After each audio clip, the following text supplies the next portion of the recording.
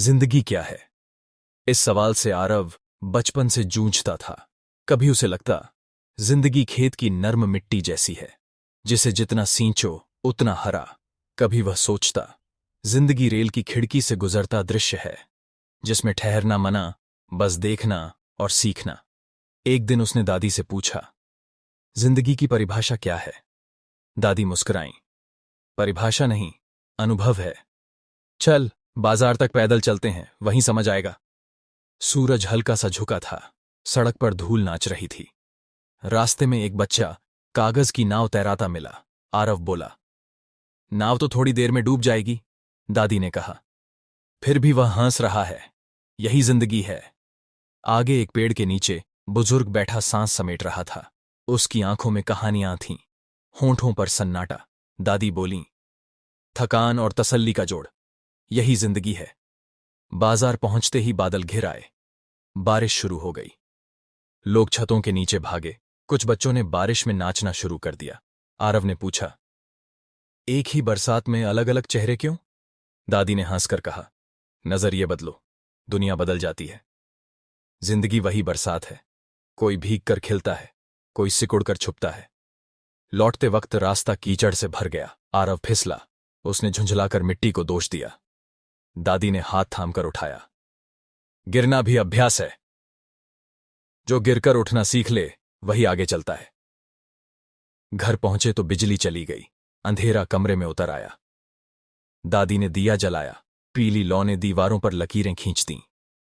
देख, दादी बोली, थोड़ी सी रोशनी कितना फर्क ला देती है। आस का एक दिया पूरी रात को हल्का बना देता है। यही जिंदगी है। अगले दिन स्कूल में आरव की पेंटिंग प्रतियोगिता थी। उसने कैनवास पर सूरज, बारिश, मिट्टी और दिया बना दिया। रंग गड़बड़ा गए, पर तस्वीर में कहानी थी। जज ने पूछा, ये क्या है? आरव बोला, ये मेरी जिंदगी है, जो बिखरी भी है और बनी भी। शाम को वह नदी किनारे बैठा दूर देखते देखते खो गया।